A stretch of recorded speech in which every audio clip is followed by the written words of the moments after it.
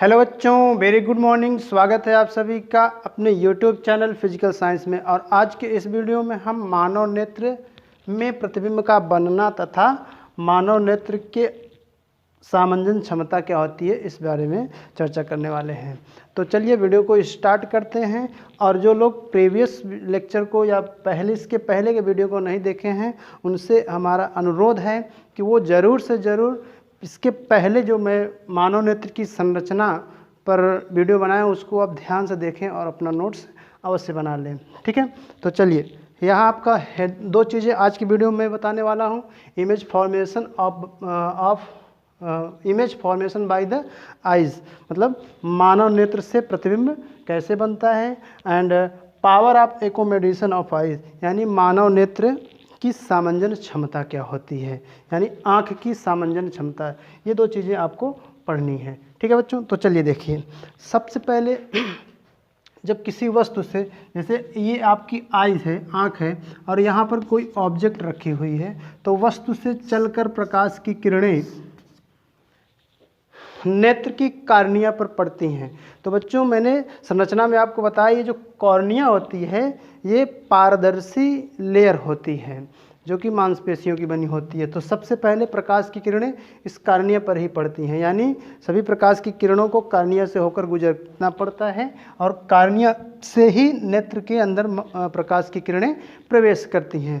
तो ये किसी वस्तु से चलने वाली प्रकाश की किरणें जो कॉर्निया पर पड़ती हैं और पुतली से होते हुए ये जलीय द्रव, चूँकि पुतली और लेंस के बीच में जलीय द्रव भरा होता है, तो पहले ये कॉर्निया से अपवर्तित होती हैं, फिर क्रमशः जलीय द्रव, नेत्र लेंस तथा कांच द्रव से अपवर्तित हो करके रेटिना पर प्रतिबिंब बनाती हैं।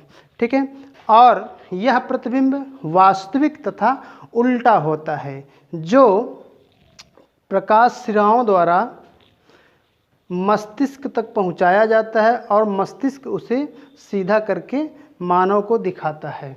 ठीक है, तो दिखाने का काम मनुष्य का होता है, नेत्र का काम सिर्फ और सिर्फ रेटिना पर प्रतिबिंब बनाकर उसकी सूचना को मस्तिष्क तक देना है।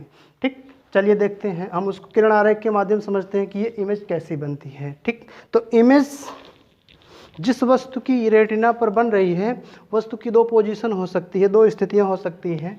एक तो जब वस्तु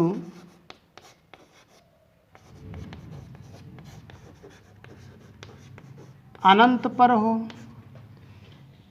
यानी इनफाइनाइट डिस्टेंस पर जब ऑब्जेक्ट रखी हुई हो, तो उसकी इमेज रेटिना पर ये नेत्र लेंस कैसे बनाता है। तो हम सभी को पता होगा कि अनंत पर जब वस्तु है तो प्रकाश की किरणें जो वस्तु में से चलकर नेत्र तक पहुंच रही हैं वो परस्पर समांतर होंगी। तो यहाँ मैं दिखाया हूँ रे डायग्राम में, ये समांतर प्रकाश किरण पुंज जो कि नेत्र लेंस तक पहुंच रही हैं, और नेत्र लेंस इन्हें अपवर्तित करके रेटिना के येलो स्पॉट पर इमेज बना रहा है। ठीक, तो जब प्रकाश की किरणें अनंत पर होती हैं तो नेत्र लेंस इस प्रकार अपनी फोकस दूरी को समायोजित करता है कि उसका प्रतिबिंब रेटिना पर ही बने। ये इस तरह का इसका किरण डायग्राम, किरण आरेख खींचा गया आपका। ठीक, नेक्स्ट है आपका, जब वस्तु स्पष्ट दृष्टि की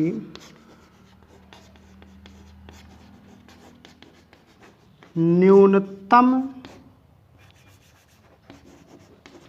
दूरी पर स्थित हो,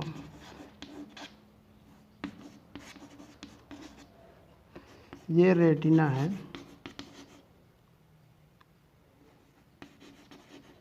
ठीक है, स्पष्ट दृष्टि की न्यूनतम दूरी जो होती है वो 25 सेंटीमीटर होती है, यानी नेत्र से 25 सेंटीमीटर की दूरी पर जब कोई ऑब्जेक्ट हो, ये ऑब्जेक्ट है, तो मानव नेत्र जो है उसमें जो नेत्र लेंस लगा हुआ है ये अपनी फोकस दूरी को घटा करके इस प्रकार से अपनी फोकस दूरी को समायोजित करता है कि इस वस्तु से चलने वाली प्रकाश की किरणें जब लेंस पर पड़ें तो वो अपवर्तित होकर के पुनः रेटिना के पीत बिंदु या येलो स्पॉट पर ही इमेज बनाएं। तो जब वस्तु अनंत पर स्थित होती है तो इस तरह का रे डायग्राम होता है, और जब वस्तु स्पष्ट दृष्टि की न्यूनतम दूरी पर होती है तो ये डायग्राम है आपका।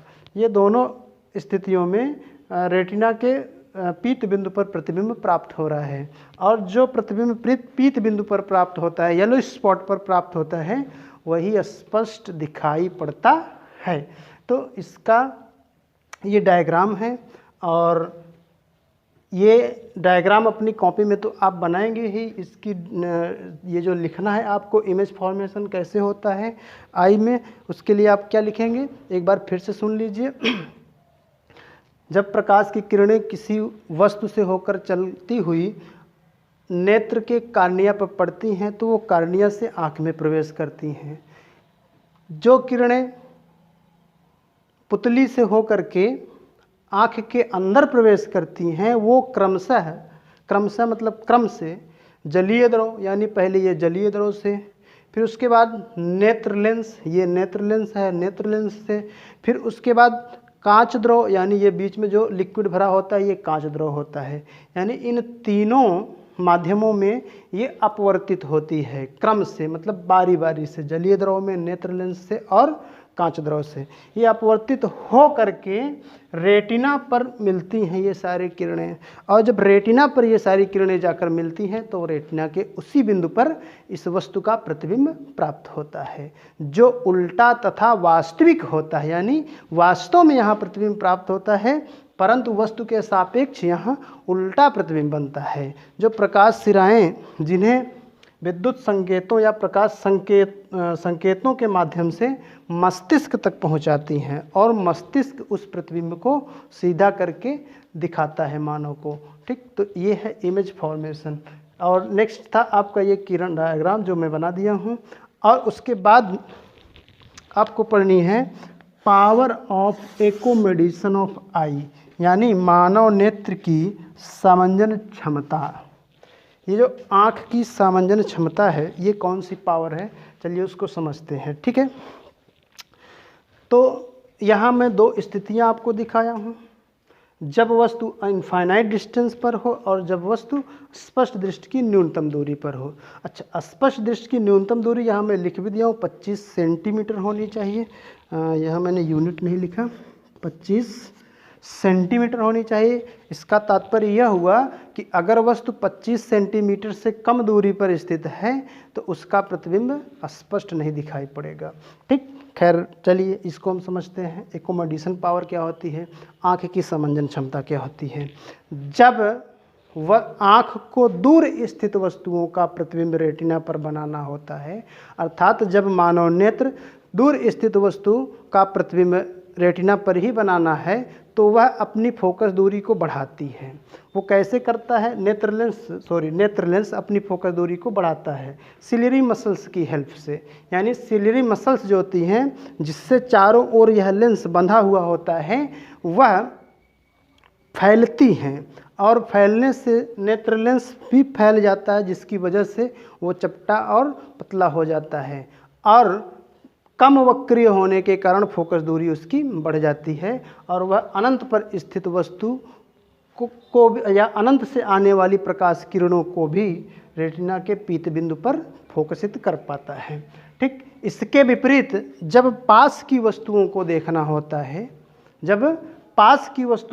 होता है तो ये सिलियरी मसल्स सिकुड़ जाती हैं, जिससे नेत्र लेंस की फोकस दूरी छोटी हो जाती है, क्योंकि नेत्र लेंस चपटा हो जाता है, उसके पृष्ठों का वक्राकार भाग यानी ज़्यादा वक्रीय हो जाते हैं उसके सरफेस, तो पृष्ठ ज़्यादा वक्रीय होने के कारण फोकस दूरी घट जाती है, और जब फोकस दूरी घट जाती है तो पुनः यह नेत्र लेंस इन वस्तुओं से चलने वाली प्रकाश की किरणों को रेटिना के पीत बिंदु पर फोकसित कर पाता है। तो इस प्रकार मानव नेत्र द्वारा अपनी फोकस दूरी को घटाने या बढ़ाने की जो क्षमता है, इस क्षमता को ही कहते हैं आँख की सामंजन क्षमता।